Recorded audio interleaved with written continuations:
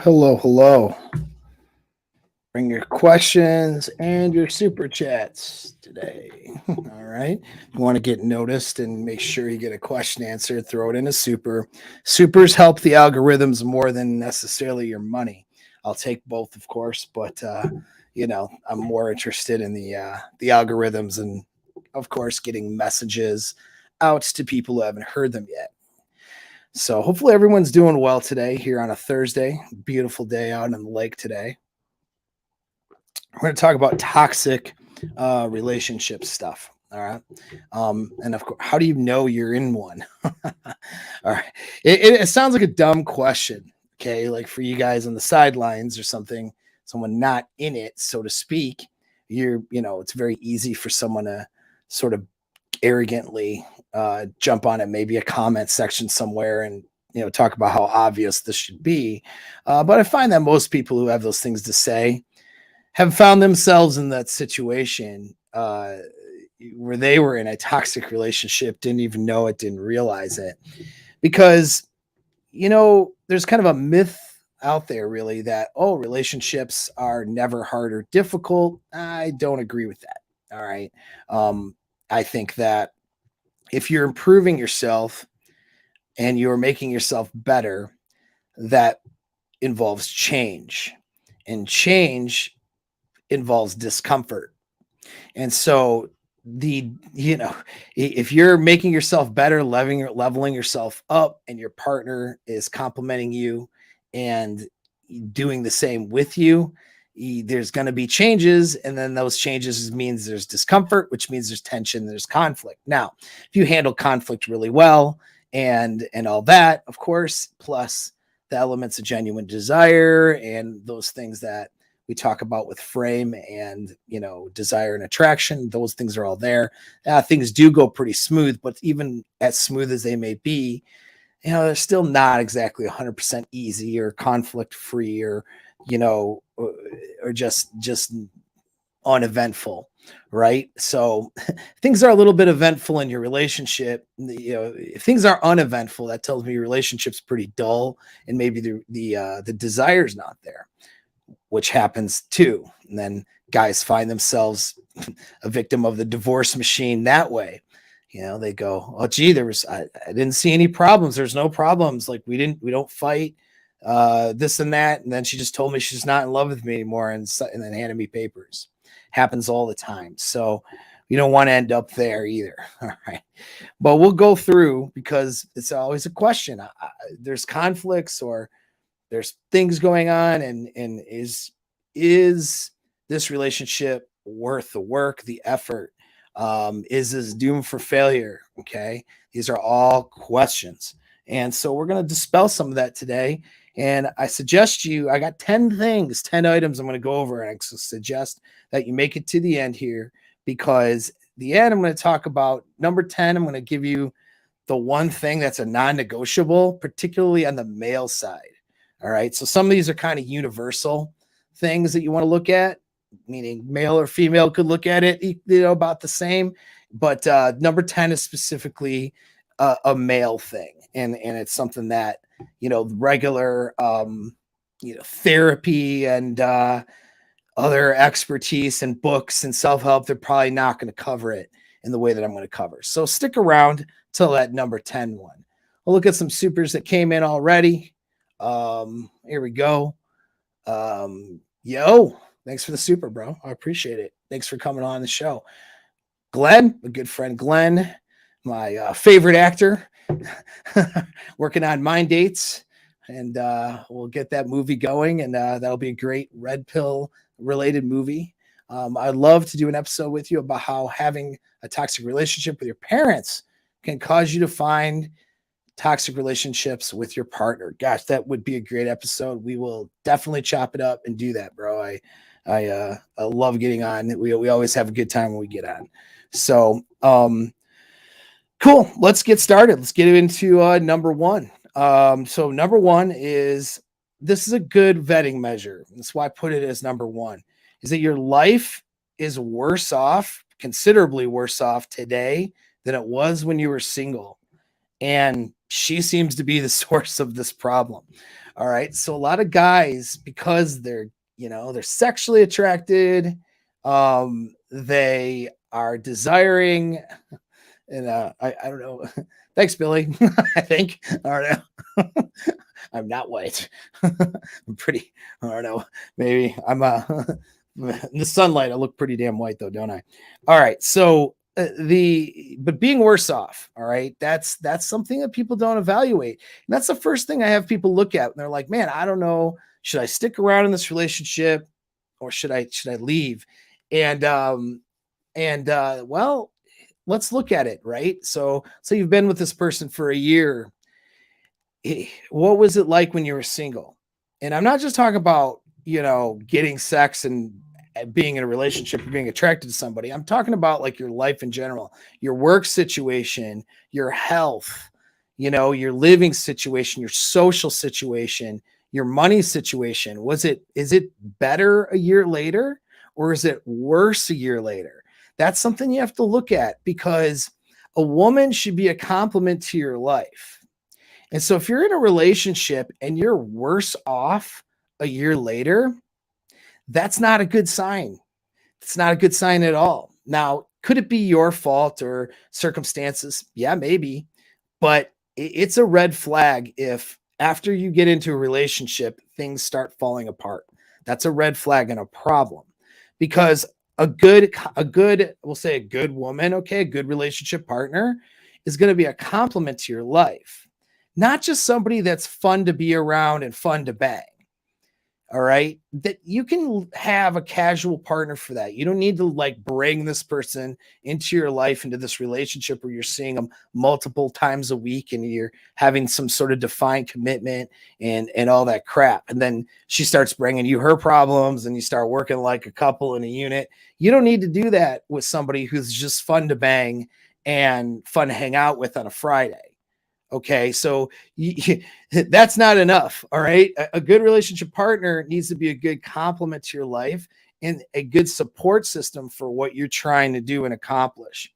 And so, if you find yourself not accomplishing what you should be and not in a good situation in general in your life, things falling apart, maybe at work or with your your business or your living situation, your social circles, you're disconnected from your friends, all that stuff. These are signs to objectively look at because objectively speaking, she might not be a good partner to you or a good complement. And when you look at it and figure it out, and if it's something, there's probably something toxic in this relationship dynamic, if that's the case. Now, it could be you.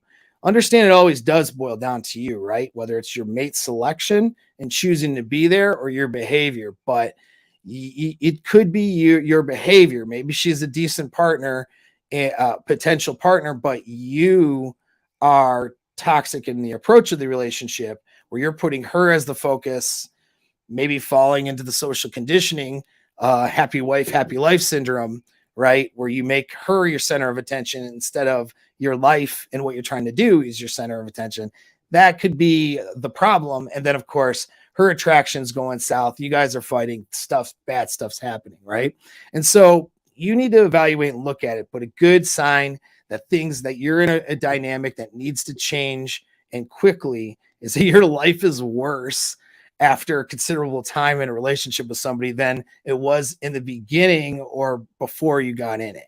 All right. So that's first thing we want to look at. Second thing number 2, all right, is an unwillingness or incapability of change. That could be with her or for you, but you have to deal with you. So we're just going to look at her, right? Because you can control you. All right. If you're not being capable of change, you can fix that part, right? But you can't fix somebody else. You can't change somebody else. So a major marker is that she doesn't come to the table, take any kind of personal responsibility. All right. And so this has to do too with the hard stuff. So not just the easy stuff. So sometimes women will, oh yeah, I'll just do this different or that different, or I'll adopt this idea in your frame because it's low threat, low hanging fruit. It's not easy, or it's easy rather. What about the stuff that's not easy? What about things that are diametrically opposed in her value system and how she grew up, but those values aren't necessarily good or fitting with yours and would need to change for her to be in your frame and for a relationship to be successful? With those challenges, are she able to look at the challenging things and say, maybe I could be wrong here? I don't know. Let me look at it and let me evaluate it from an objective standpoint. Or is she arrogant? And is she coming to the table, which will bring me to number 3, but is she coming to the table and unwilling to change? Or is it just that, like, it's just how she is? Sometimes it's not even an arrogance. It's just like, this is how she is, and this is how you are, and your values don't align. And she's not willing to change that. Now, you'll hear a lot from other sources, values not being aligned as a reason for getting out of a relationship or not getting in one. Although I tend to agree, I'm going to put caveat on that, because when she is entering your frame and in the frame of the relationship, her values should probably change. If she's been, you have plenty of women out there who just have been out of necessity for not having a dominant man in their life and not having a good partner in their life, have been behaving under a certain paradigm. It could be called the strong, independent woman paradigm, for example. And that's a whole value system that isn't conducive of having a good relationship with a dominant alpha type of a guy. So she may have to change values. Her values might not align at first, and she may have to challenge those values and then maybe shift some of those things to match the frame of the relationship, right? But is she capable of that? That's the question. Is she demonstrating capability by recognizing and being open-minded and seeing, maybe the way I've done things before isn't quite the way that I should be doing things. And then she can follow your lead and the frame of the relationship that you both are building together, but that you're leading, right? So if she doesn't demonstrate that capability, she's just unwilling to change, she's set in ways and stuff like that. It's not even a toxic thing, like where she's, being arrogant necessarily, although that's getting into number 3, but it's just, this is how she is. And she's just not even demonstrating an ability to even understand a different framework, let alone want to fix her, be motivated to do something different. That's a sign that it's probably a toxic relationship, in a sense that it may turn very dull, and it may just, you guys aren't going to be aligned values wise. And if you guys can't align your values, if she can't, and I'll say it like this, if she can't align the values with the frame of the relationship that you're leading, okay, it isn't going to work. And then what it'll lead to is conflict or a lack of desire on maybe your part or her part. And it just leads to a lot of problems. So number 3, now that's getting it to arrogance. And that's where she's arrogant. Okay. She takes no personal responsibility. She's focused on blame rather than solutions. Now, that may be a value that she grew up with and that she's very used to. If she is unwilling to shift or change that, if she's not demonstrating capabilities to change that, you need to head for the hills. All right. An arrogant woman is a woman you don't want to be with, period. All right. Hey, if you're just banging her, you're just in a casual thing, that's fine, because you can drop her off if she gets arrogant. Okay. But that's as far as it should go. All right. And, and so you don't want to, be in a situation with a woman who comes to the table every single time that there's a conflict with an I'm right, you're wrong mindset. Now, you can't be arrogant either. All right. I will say that does go both ways, in the sense that when you come to the table with a conflict, you have to be open as a man. Remember, Luca. Okay. Luca, right? That's my acronym for listen, understand empathetically or perspective, C is for clarity, seek clarity through questions and statements that clarify what her beliefs are and what she's saying, and challenges also her belief paradigms through questions. And then A is action, not necessarily explaining yourself, although explanation may be part of the equation when she's asking for it, but the action plan, what you're going to do. That's what you're doing in these conversations, Luca. Okay. You're not deering, you're not defending, excusing, explaining, rationalizing. You're listening, understanding, seeking clarity, and taking action. All right. So I've said that now several times. So with that, if she's coming to do that, you have to come to a thing with going, okay, yeah, I obviously believe that my way is the right way here, but I'm willing to listen.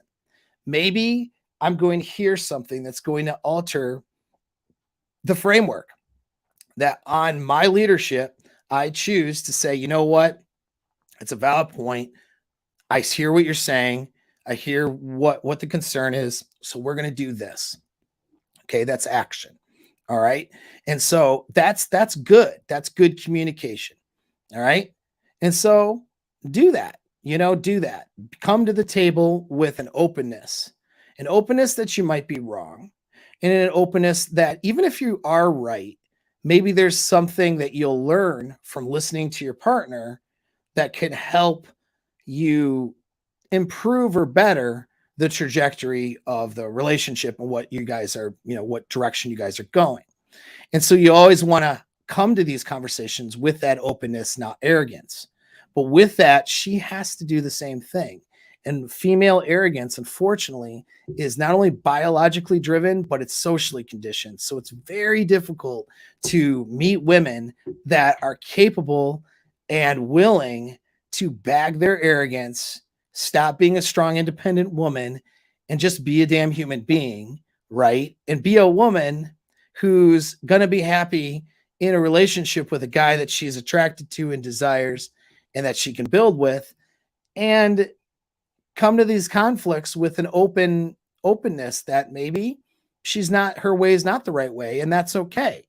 Maybe she's making mistakes, and that's okay too. And to be willing to take personal responsibility when she does make those mistakes. That is a rare quality. The ability to take personal responsibility is a rare quality for anybody, guy or girl, and it needs to be cherished. All right. So if a woman has that, this should be a precursor for ever getting into an LTR. If you're dealing with a woman who does not demonstrate an ability to say, I'm sorry, the ability to say, hey, you know what? I made a mistake here, or that's not right, or I should have done this different. The ability to take personal responsibility. If she doesn't have that fundamentally, okay, now understand, of course, women are biologically wired to not do that for reasons. So she may resist it. Okay, resistance is okay. That's normal. That's just being a girl. But if she is not going to do it, incapable, unwilling, do not be in an LTR with that person. You are inviting drama and problems, and you're inviting essentially getting into a relationship that's going to not serve you well and end up breaking off. I mean, it's just going to be over with because she's not going to be in your frame. All right. She may start to be in your frame, but when shit gets hard and things get weird, she's going to bail. All right. She's going to be arrogant, and it's your choices to either concede to her arrogance or she bails, or you have to bail from her because she's so damn arrogant. Like, it's not a good place to be. So if you're dealing with an arrogant woman and struggling with an arrogant woman and coming to my channel and coming to my, like, Paul, how do I get this woman who can't ever admit responsibility or fault? How do I get her to like me? And how do I get her to do that? I can help you a bit, but you may find that she's not capable, and that the answer is that you've tried everything and you need to go. Right. And so that's a major sign of a toxic dynamic is arrogance. Don't ever accept arrogance either. Number 4. So number 4 is that she handles conflict poorly. Oh boy. All right. So conflict management is the make or break of most relationships. Look, let's assume that it's not a transactional relationship and that she's getting into the relationship for genuine desire. So you guys know enough now, if you've been here, all right? You know that you have to, have the genuine desire, and it needs to be her desiring you and seeing you as that dominant apex alpha man that, is the best she can do. We got that part covered, talked about it in a million videos. If she thinks that her ex-boyfriend is better, or, the guy, Kevin from sales is someone she could, maybe hook up with and do better sexually or whatever. And she's just with you because you have a good job and good prospects for a future. We know that that's a transactional relationship. Her desire and emotions will never be strong enough to maintain a healthy, good relationship that you would want. So we know that. Okay, that part's the no-brainer. That's basic rational male kind of, what do you call it? You want to call it red pilling 101. That's where you're at. All right. If that's news to you, welcome to the party then. Okay. But so knowing that though, what's the thing that then destroys it if she does desire you? I mean, so it oftentimes starts there. You get in a relationship, it starts where she has that genuine desire for you. And so you're like, cool, that's the beginning. You're starting off in the right place. And then what happens?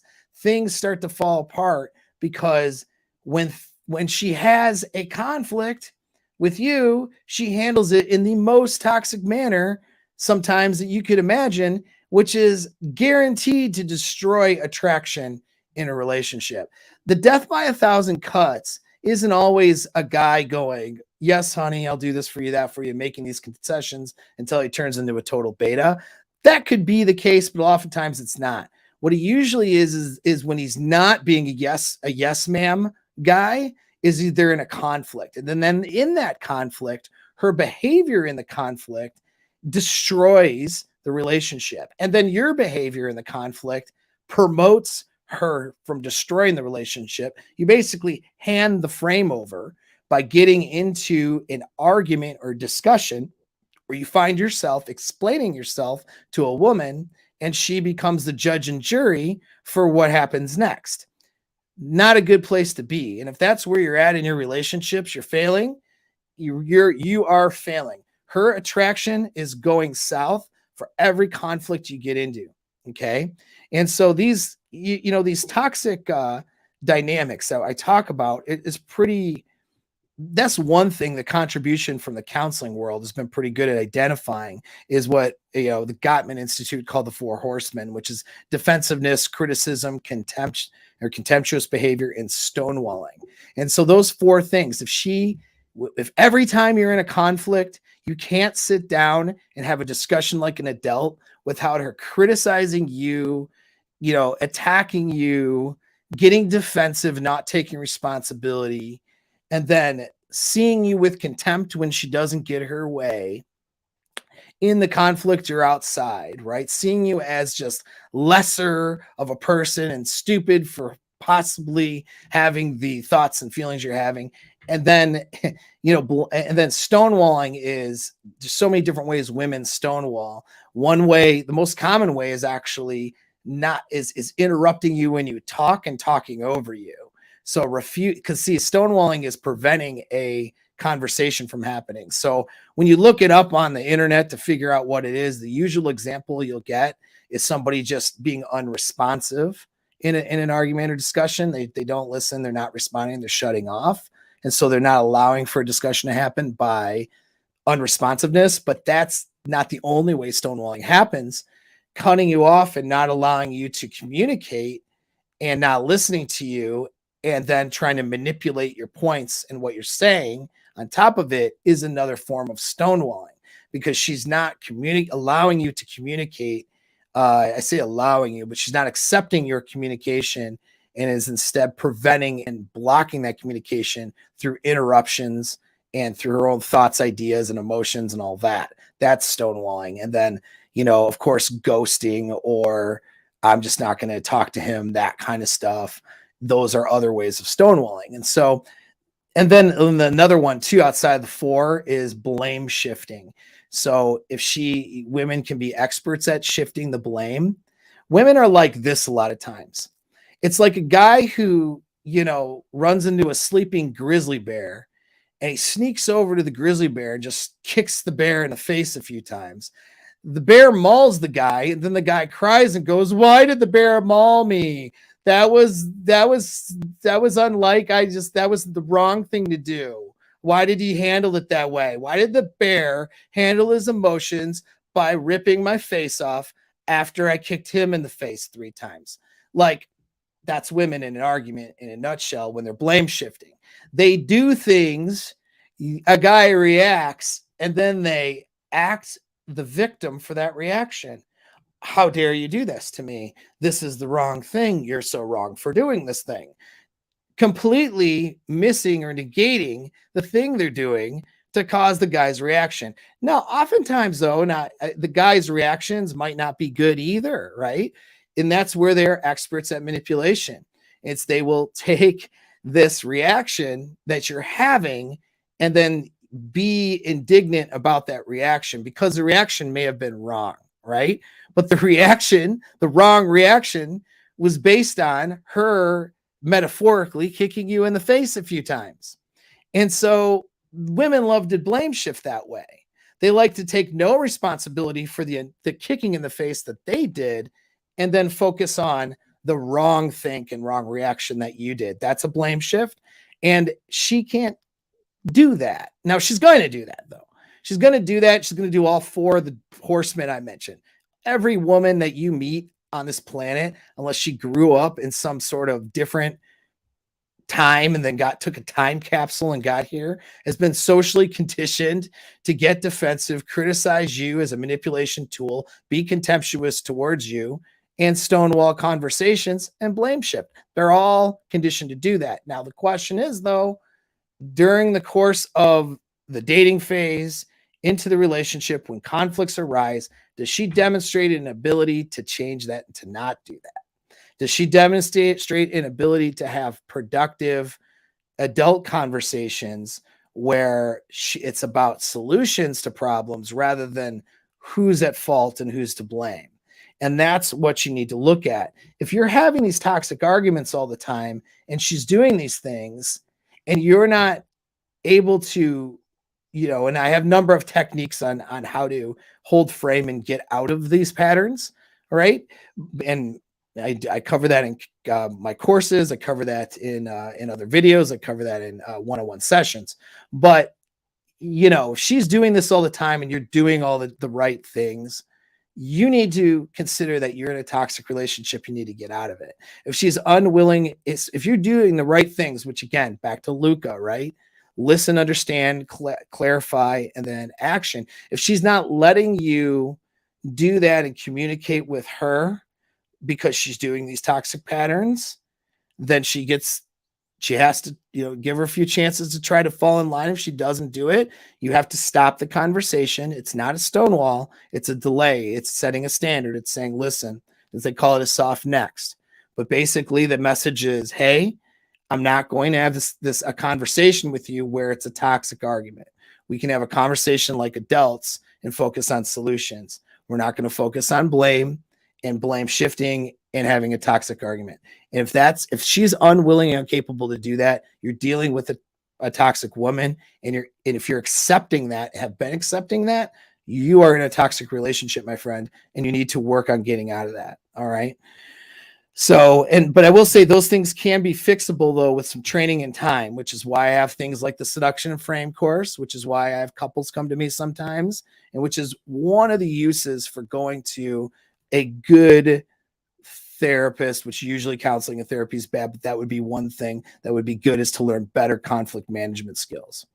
All right, so let's get into number 5, is that she's overtly deceptive.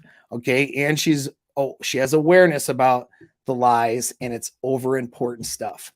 I make all these clarifications because here's a red pilling thing, and you can go into my go search on Apex Mindset about how to, just type in lying. Okay. I did a video on how to spot lies and the different types of lies.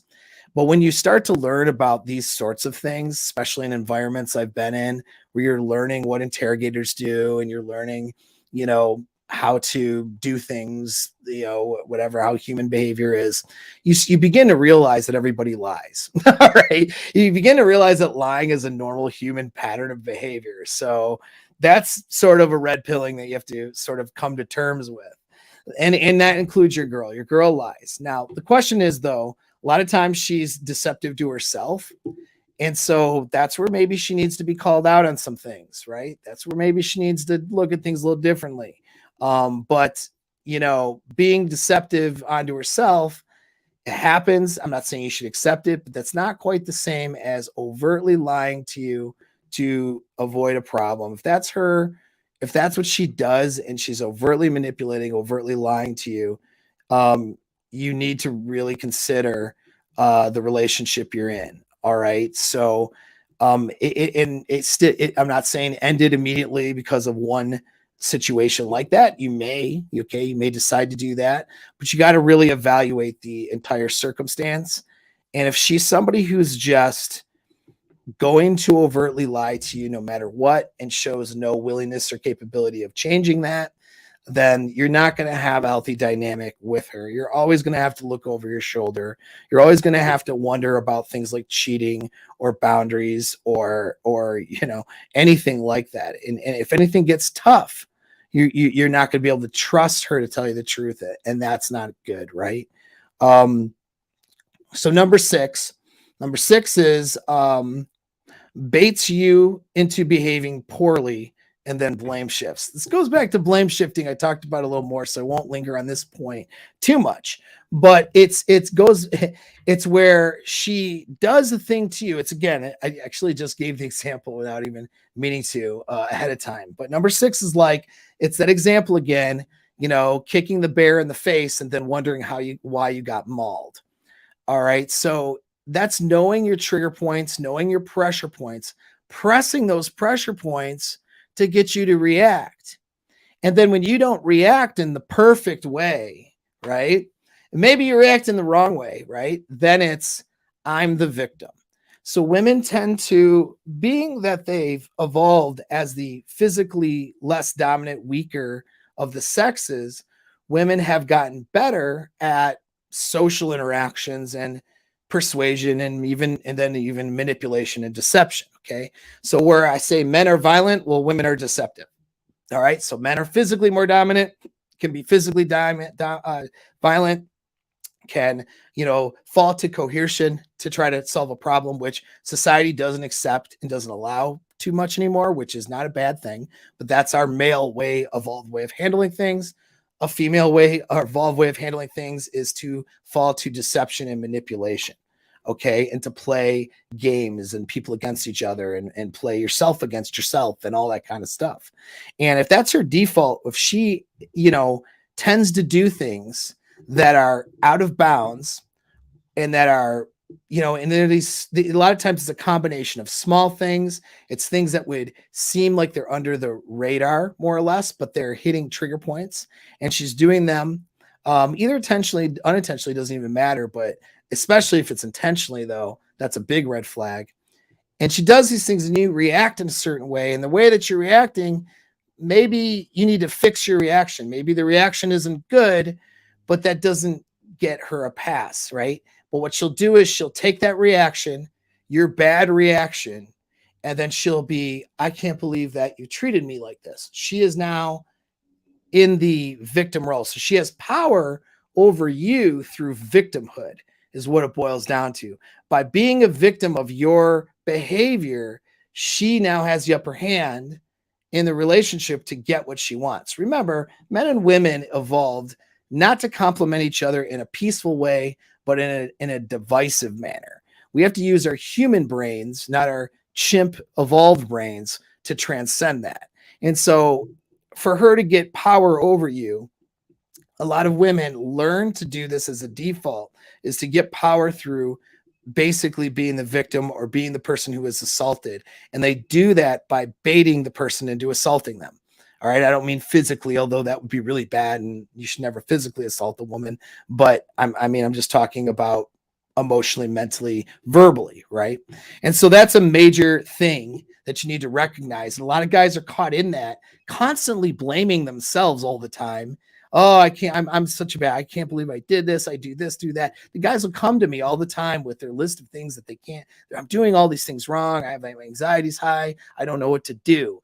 A lot of times though, the woman isn't helping. And in fact, is the person playing puppet master in that situation by baiting this guy and stimulating and fueling these responses. That's a toxic dynamic. That's an oil and water situation that's never going to work well. Take about a minute and a half for some sponsorship, and we'll come back in a second. Let's face it, if you're a man, then you are probably dealing with problems and challenges with women. Now, I've got some good news and some bad news for you. Your success with women literally boils down to one thing. The bad news is, if you don't have it, nothing else will work. All of the money, good looks, and all of the best pickup and game skills out there will fail without you mastering this one thing. And that one thing is frame. The answers to ending your pain and suffering and to start living an amazing life with women is just one click away. Click the link and let's get started. Are you tired of your face being weak and beta and everyone always wanting to punch it? Well, there's not much I can do about that, but maybe Chad's face scrub can help. It has been crafted for men with all natural ingredients and without the nasty testosterone disrupting chemicals that will eventually turn you into a little man girl. So, whether you need to take a punch or steal someone's girlfriend, or just stay fresh as you go through the rigors of daily life as a man, Chad's is your brand. Order from my link in the video description to help support the channel.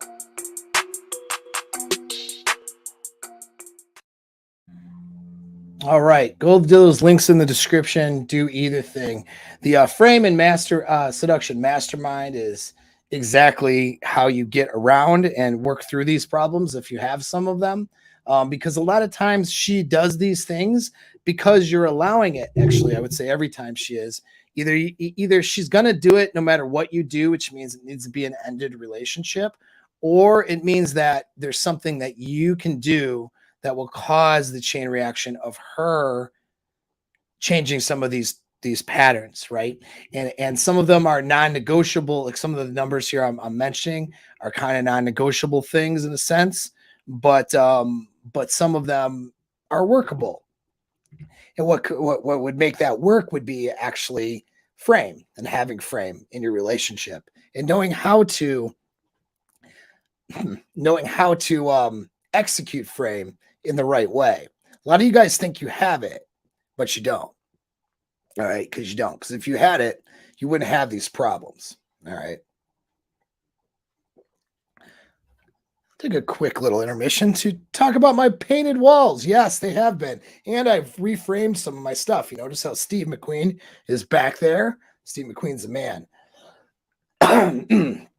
So yeah, we got it. We got it going. It used to be yellow. Now it's green. And we got the posters redone and everything. So yeah, thanks for noticing. Let's look in the comments here. Yeah, I'm glad you Beta Ray Bill. Glad you asked that question, man. All of it. Okay, so the PUA advice I have is sustainable. We'll put it like that. All right. And you can ask some of the guys if you have a chance to, or throw something in the comments. Because I have guys who are in the mastermind group right now who are doing PUA and pick up with me. So pick up, like, it'll help you get laid sometimes. All right. When opportunities are available. So you basically, with pickup, you're creating opportunity, or you're seeking the opportunity, you're finding the chicks, and then you're being the attractive person that they would have sex with, essentially, and you're sort of moving that ball down the field. That's most of the PUA stuff, and they're giving you a series of techniques on how to do that better. Some coaches in that are better than others, right? But the thing is, it's not going to get you everything that you want, because what PUAs often miss, I'm not talking about every PUA coach out there, right? But what most of them do, most of them, however, miss is how to execute PUA with frame. All right. And so they're basically LARPing alpha behaviors. They'll teach you how to do stuff and techniques. So then you go out there and sort of LARP, meaning live action role play, alpha behaviors, and you might get laid sometimes with it. So guy goes from 0 to getting sex with 6s from the bar or something. You know, he thinks, wow, man, this is so great. But he realizes very quickly that he can't maintain those relationships, maintain the desire, maintain the attraction, and can't level up the SMV level. So what happens is a lot of times a guy's getting 6s with techniques. And he's like, well, I really want to have sex with, and maybe even, consistent sex, and actually have plates around, or some casual relationship, at least something with somebody who's more like an 8, like, the 6s I've been with, I don't know. And so, yeah, so to get to that level though, it's not just techniques, you know what I mean? To get the desire of somebody a little bit higher than that and maintain that, there's a lot of stuff in your inner game and internal frame work that has to happen. And there's a lot of stuff with how to persuade at a higher level that has to happen. You kind of have to be the guy, not just LARP or live action role play the guy.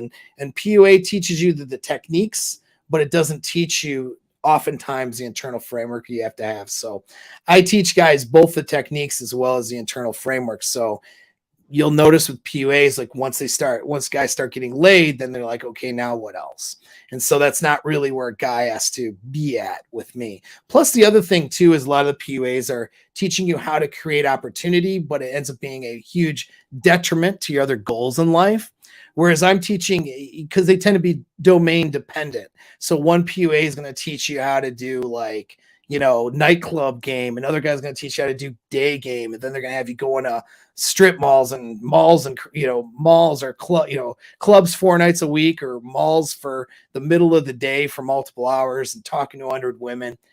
It's like, I'm going to get, I get guys the results a lot faster than that. And it's not domain dependent. So it's like, whatever you're doing as you're going throughout the day, I'm training a guy how to create those opportunities without getting off of his purpose in life, so you can still be whatever it is you're doing, going to school, working, having your life. You're just going to expand your social circles, maybe expand some of the places you frequent, stay on your mental point of origin so you actually remain attractive, not just appear attractive to a girl who's drunk at 1 a.m.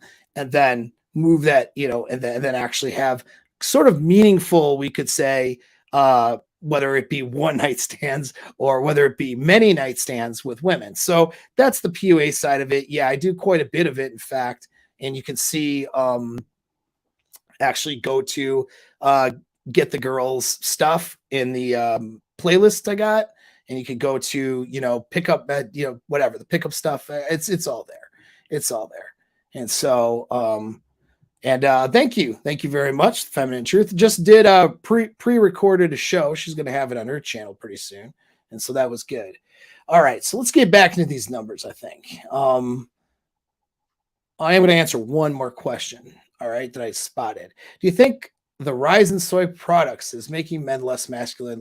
No, I don't think it's soy products, dude. They've kind of done the research on that, and it's not that, but there is a lack of testosterone for sure. But that lack of testosterone has to do with a lot of lifestyle choices. It's not specifically soy that's the choice. That's just the slang term of it.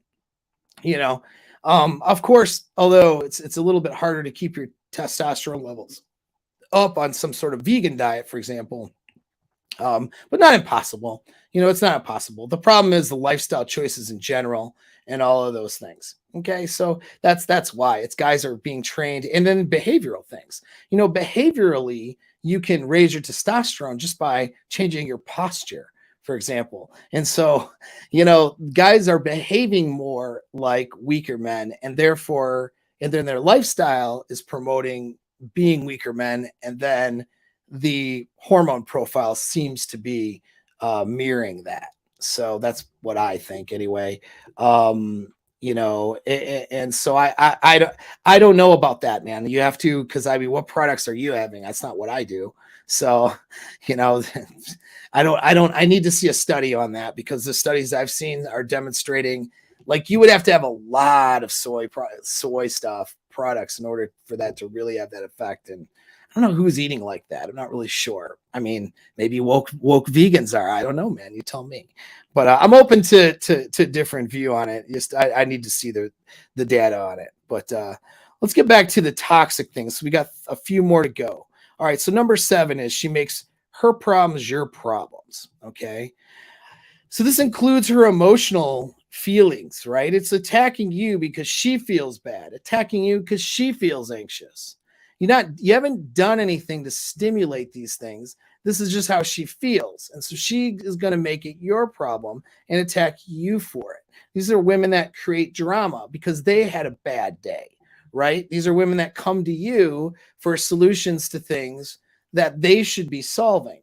Never make another person's problems your problems. That's friends, family, and especially women in your life. All right. Now, as the dominant male in her life and in the relationship, you hold the frame.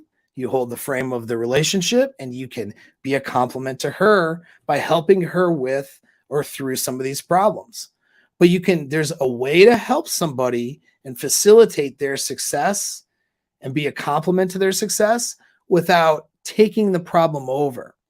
And what guys tend to do a lot is guys love to take over problems that they have no authority in, but they like to take on that responsibility. It's kind of the definition in a way of simping, in a way. You know what I mean? I mean, it's a way or form of simping for women. It's like, oh, let me do this for you. Let me take care of this problem. And then it's like you're on the hook responsibility, but she's the one who's the decision maker and says yay or nay, right? Like, oh, honey, let me paint this room and decorate this room for you. And she's like, okay, but then she's the authority figure. You don't have a say as to what color the paint's going to be or what decor you're going to put in the room. She becomes the person to be the approval or disapprover. She becomes the judge and jury of this whole thing. While you placate to mommy and try to, did I do a good job, mommy? Guys love to fall in that role. I know it's creepy to say it like that when you're referring to a romantic partner, but it is what they do. And so you don't want to fall. This is usually a fault of you because you wouldn't be in a relationship with her if you didn't have a toxic attachment pattern in the first place. If you weren't the type of person who devalued yourself to take on another person's problems and take responsibility for someone's problems without having any authority of those over that situation, if that's something you're doing, oftentimes guys will actually simp early on and volunteer to do this, even if the girl isn't necessarily asking for it. And then down the line in the relationship becomes toxic, where she's not attracted. She feels like she's dealing with a child rather than a partner. He's not making the decisions. He's instead, putting her in the authority role and then trying to please her. So I'm going to decorate the room like this. Does this look good, honey? And she looks at it, goes, oh, there's some blotches over here where I don't like the way that these lines looked over there. And you're like, oh no, I didn't do a good job, mommy. Okay. Like get the hell out of here. Right. So don't put yourself in that position. And some women, that's the paradigm that they understand. Don't be with a woman who is going to only want that paradigm. In fact, the woman who only wants that paradigm only really knows transactional relationships, because that's what transactional relationships turn into, where the guy becomes somebody that's a bargain for her, and she will put her problems on him. And so if you're not accepting that, you won't be here. But if this is your relationship, that means you've accepted a bad dynamic for too long. And so you need to shift that dynamic, shift your behavior, and understand that she may not actually go with that. And you may end up having to end the relationship because she can't get out of the old dynamic of wanting you to be the person who's responsible for all of her crap, but then of course has none of the decision-making power or authority. So that's a bad one. Don't make anyone's problems your problems. That's number 7. Number 8, quick to discard the relationship. Okay. So this is a notch count thing directly. So no matter what the science says, and a lot of science does promote the idea that the neurological bond is compromised when women go through more and more partners, and then they report relationship dissatisfaction, cheating, and divorce at higher rates. Okay, so when women rail through tons of dudes, they're ruining their ability to bond. But that's not even a part of this it's also what it is a part of it, but that's not even the main. You don't even need to worry about that. People want to argue that science, whatever, but that's not even an argument. All right. What is factual, whether a woman listening or a guy listening believes in the science or not about pair bonding or bonding mechanisms and notch count, the fact of the matter is that you get what you practice. And if women are having transactional, I say transactional, but well, yeah, sometimes cases transactional, but if women are having a lot of casual sex and treating partners as disposable and being treated like disposable, then that's what she is practicing. So understand that she is conditioning and imprinting from the start of her being a young girl, treating herself as a disposable vagina and treating other dudes' dicks like disposable dicks, and that she has a good time with them and then discards them when she's done. And now she's going to try to have a relationship with you. Oh, how do you think that's going to work out? And this is why, girl, I love it when these girls will defend themselves. I've only been with 25 people, and that's not even a lot compared to my friends. It's like, do you understand that 25 people is an astronomically high number compared to 50 years ago? If this was, let's say, the prior to the hippie revolution in the 60s, this is the 40s or 50s, like 25 people would be the town whore and would be almost unmarriable. Like the average back then was between 5 and 7 partners. And so like 25 people is unprecedented. And yet that's very normal for a girl who was born after 1990, when technology introduced inconsequential hookups, right? And so at any rate, by practicing this, they're practicing being quick to discard the relationship, just move to the next dick, just cheat, just monkey branch, just mate switch. And so if she demonstrates that kind of behavior in your relationship, you probably have a toxic dynamic. If she's not capable of shifting away from that ideology and those behaviors, then you're probably not going to have very good prognosis for success. And some of these things will look like threatening to leave all the time, threatening to break up, talks about ending the relationship. Anytime a conflict arises, it's immediately, oh, well, maybe we're not going to work out, or maybe we need to end it, or maybe we're not compatible. Like immediately, these are the things that will come up, or they come up frequently. Look, if you're in a commitment with somebody, both you and her cannot be holding the commitment overhead and giving ultimatums. As men, you should know as a man not to give ultimatums, okay? That you talk about solving problems. You don't talk about ending the relationship as a means to solve a problem unless you actually going to end the relationship, okay? You can talk around that. You can allude to certain things as being very serious, but you don't want to get into a thing where you're giving ultimatums and threatening. If she is doing that, that's a very good sign that she is quick to discard the relationship and that she's probably been through a lot of notches, and maybe she can't get out of that pattern of behavior.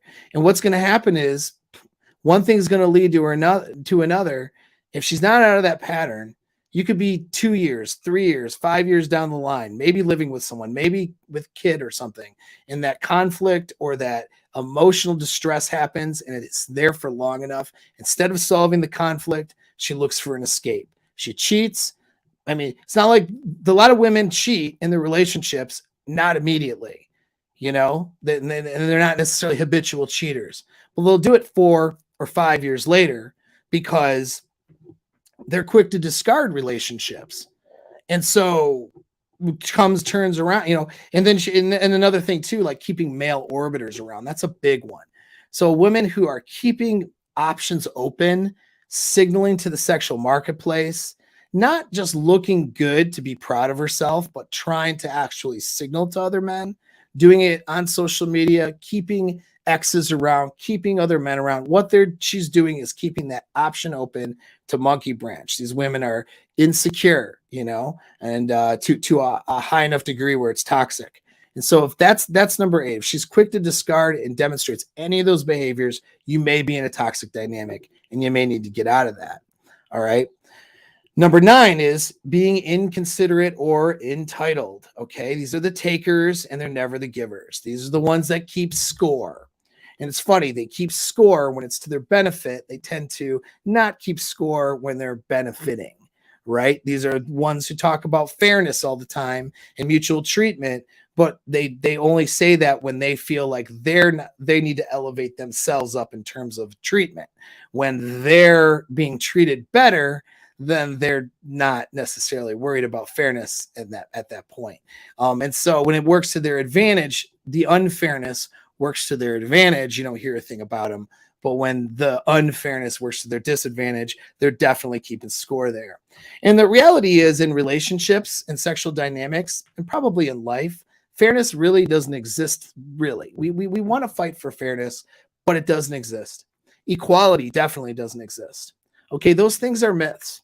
Fairness and equality in relationships don't exist, because in the reality of it is you have one set of genitalia and she has another, and with that we evolve differently. Okay, so there's things that are going to be acceptable for a man to do that will not be acceptable for a woman to do, and vice versa is true. And that is just the way it is. So people who are looking for mutualness and equality, and they're looking for a unicorn that doesn't exist. And the truth of the matter is, though, they don't really want that. That is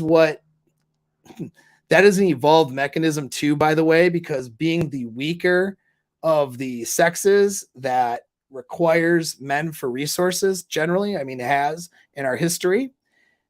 Fighting for equality means they elevate themselves. The guy getting all the resources and with physical dominance and protections here, and she says, well, we need to share everything. Well, yeah, we're going to share everything, meaning this guy's going to give you his resources. It elevates you upward. Notice how women, generally speaking, if they're up here in resources, they're not wanting to share things so much. They're not wanting equality so much. Funny how that works, right? We can see that, by the way. I don't know if I want to bring this up in this discussion, but I will, because we look at the Roe versus Wade v. Wade situation, and when the abortion argument's a thing now. Funny how women want all the authority of their own bodies, and yet which is fine, okay, to want that, but when it comes to male paternity, they don't want that guy to have any authority, but they do want him to have responsibility. So in other words, that woman could abort the baby without a say of the man, or keep the baby and make another dude take care of that baby, at least financially, by the state. And that's okay by them. She can unilaterally make that decision, but the guy's not allowed to have any say. So there's a situation where there's unfairness, but you don't see them fighting for equality and fairness when it benefits them, right?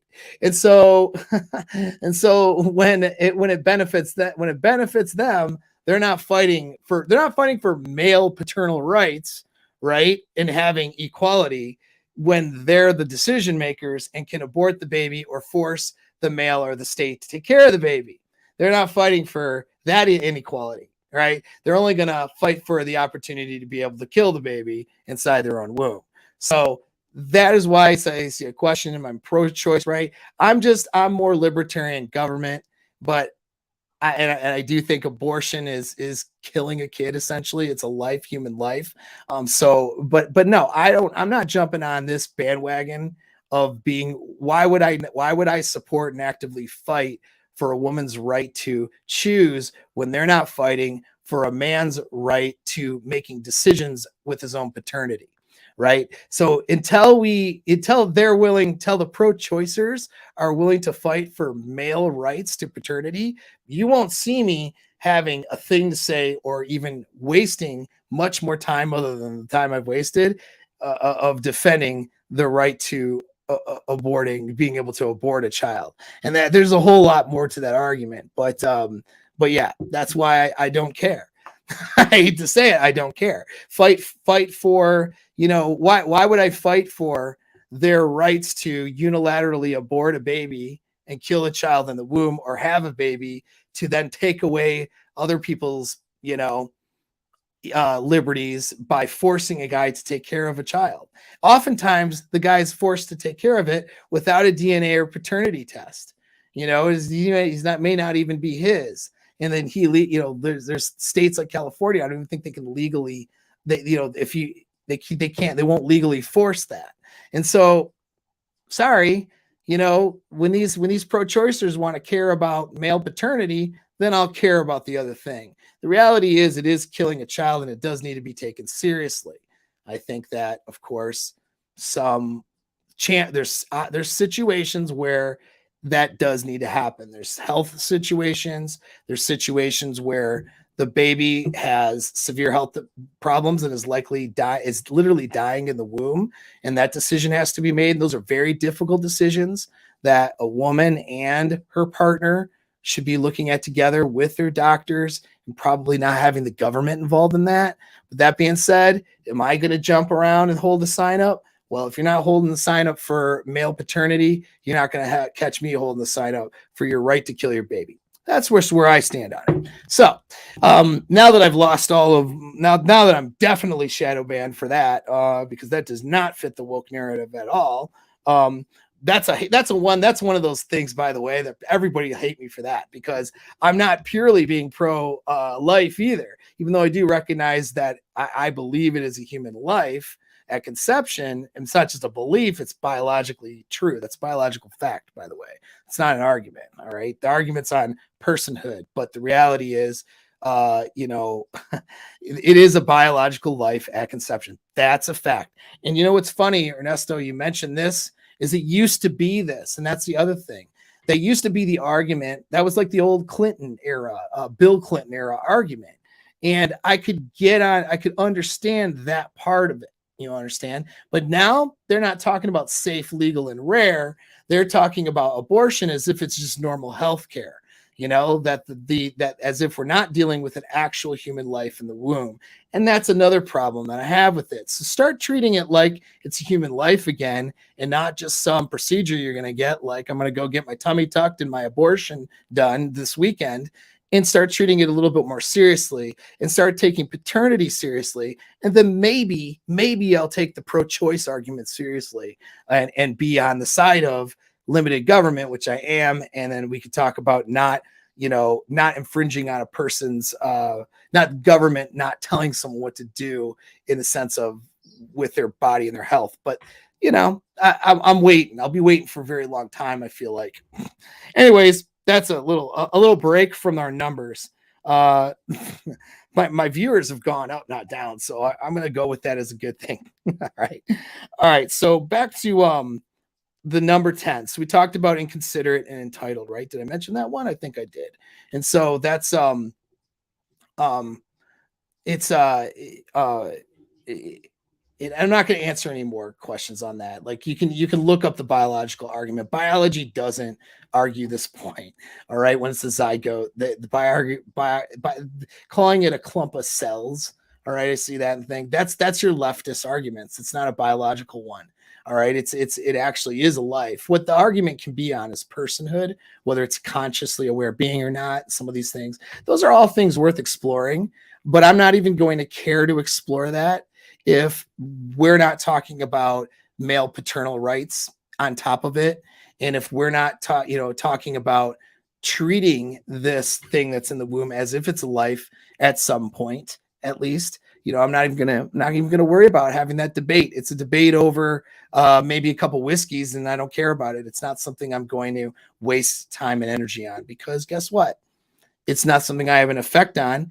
And if these idiots aren't going to look at things in its entirety, then why am I going to entertain giving women the right to continue?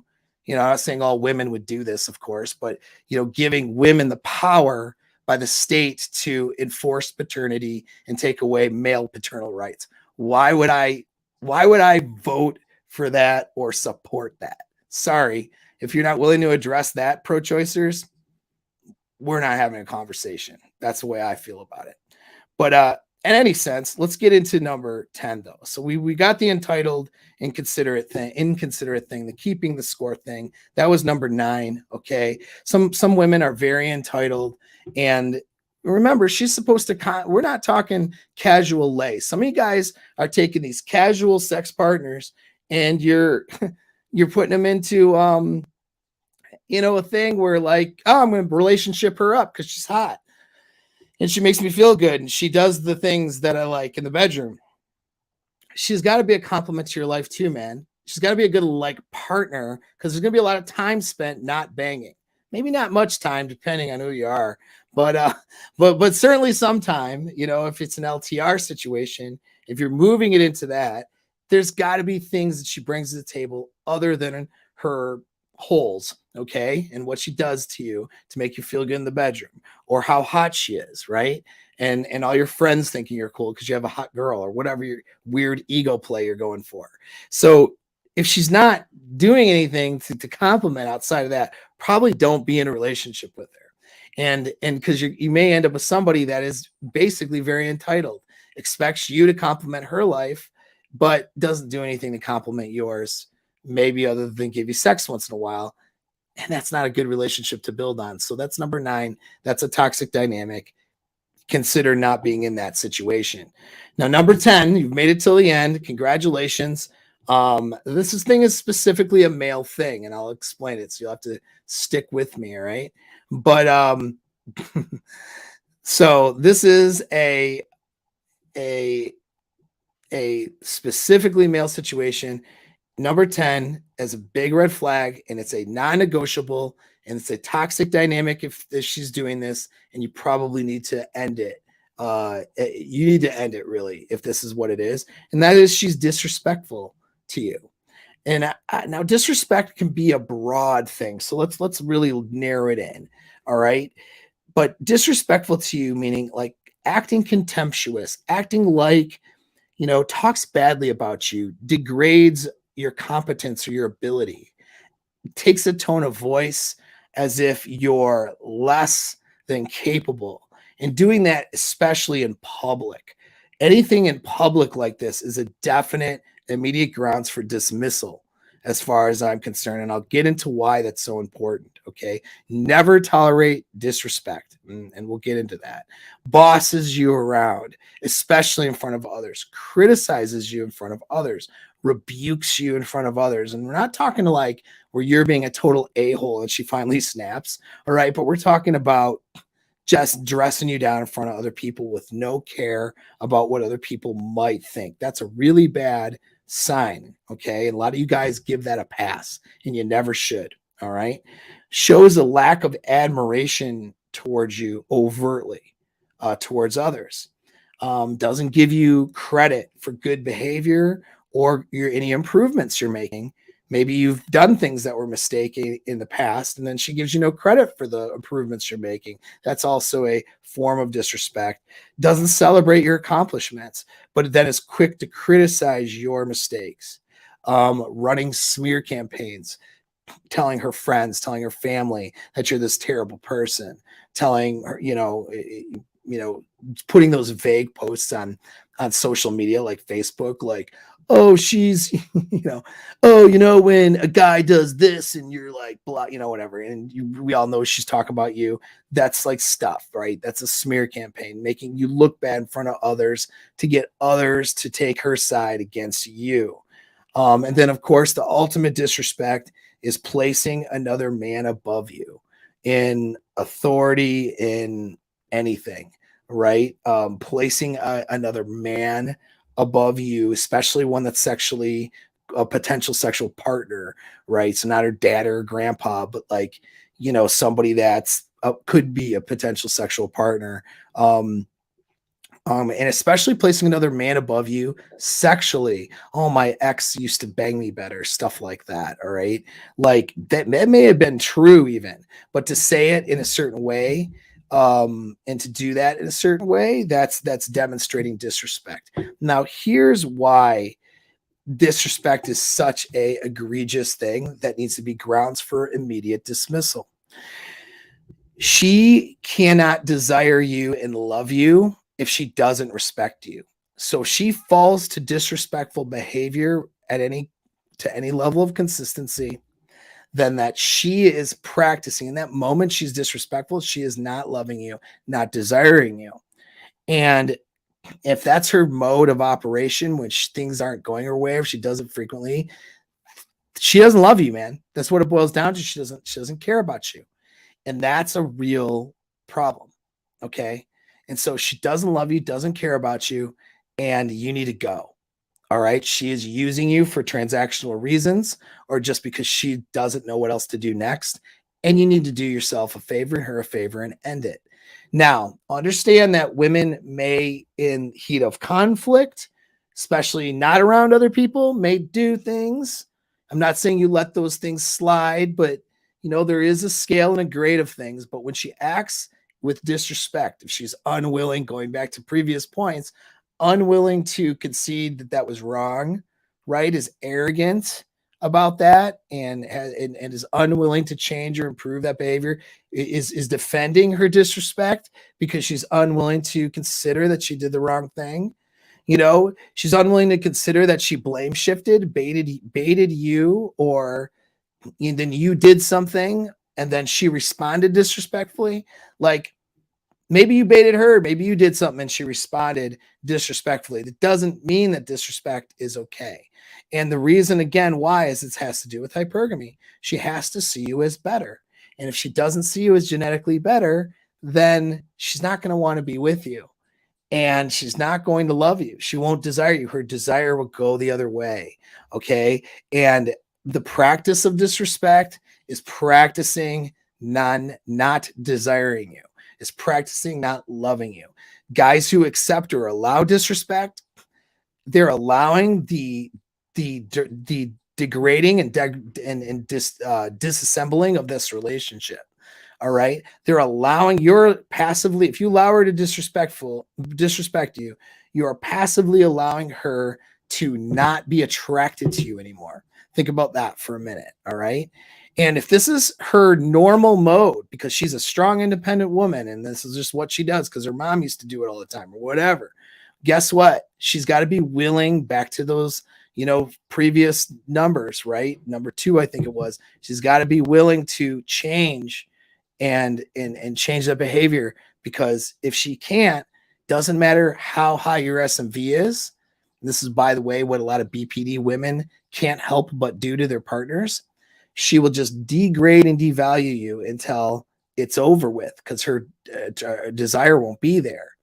And so by having devaluation, which is basically what disrespect is, okay, is by practicing that and doing that and not being able to not do that, because that's her normal mode of operation, and not being willing or able to change it, she will inevitably lose the desire for you over time, and it'll be over with. All right. So, and then oftentimes guys who stick around are trying to earn her respect and love by doing so. So then their emotional investment gets more and more, and hers gets less and less. And now you have a horrible breakup situation, and you end up in a consult with me, and that's pretty damn fucking terrible. So don't allow that to be you. Okay. Do not accept it. Don't allow it, not even for a minute. If you smell it, you guys are having a conversation, and remember, then it's Luca, right? Luca, listen, understand, clarify, and then action plan, so the disrespect does not continue. And if she's incapable of being respectful to you and respecting your relationship, then it needs to be over with, period. Okay. And so that's it. All right. So that's it. That's the major one. Now, why doesn't this go both ways? I'm not saying that guys should be disrespectful to the women. All right. I'm not saying that guys should be disrespectful to their partners. Absolutely not. Okay. Guys, you need to be respectful to your women too. But the reality is, respect is not a demonstration of love or desire for a guy. Just how we're wired. Remember, fairness doesn't exist in the world, and equality doesn't exist in the world, especially in relationships. So the way a guy is wired, he can think and talk and be disrespectful to his partner, still love her like to the maximum level and strongly desire her, but be stupidly disrespecting her. It's not a good idea. I'm not saying to do that, guys. Don't do that, because that will erode her, attraction towards you, and then it'll cause toxic problems. But believe it or not, with a guy, it's not a deal breaker. A guy does that, he still can maximally love and desire his partner. And then women have a hard time understanding this, by the way. So like a lot of women listening are just going to be like running this through their hamster wheel going, dude, what do you mean by that? Because from their perspective, they know they can't be disrespecting the person they're with and loving them at the same time. It doesn't work that way. But you just have to accept, if you're a woman listening, and guys, you have to understand this about yourself. It is possible for you to do that. It is possible for you to be disrespectful to your partner, yet still love and desire them more than anybody else. All right. So that's why it's important as a guy that you have to make sure you don't do that. All right. Because the message to her, if you're being disrespectful, is that you don't love her and you don't desire her. Because if she was being disrespectful to you, that's exactly how she would be feeling, which is not loving or desiring you at all, not even caring, not even wanting you, not even seeing you as a good option if she's being disrespectful during that time. So if you're doing that to her, although you could feel maximum love and desire, the message she'll get because of her solipsism is, this guy doesn't love me, doesn't care about me, doesn't desire me. So you got to be careful as a man not to F this one up yourself, because it's not the same for you. Okay. It's more serious when they do it to you, but consequently, they're going to take it more seriously when you do it to them. And so disrespect is something that shouldn't be a thing that either guy or girl does in a relationship. All right. But understand, though, it's a lack of desire and love if she is doing that. And that needs to be remedied damn quickly, or it needs to be a deal breaker. All right. And that's it. I'm up against time. I got to go because I have other appointments today. But thank you again for participating. You guys kick butt, and catch you on the flip side. Make sure you hit the like and subscribe. Till next time.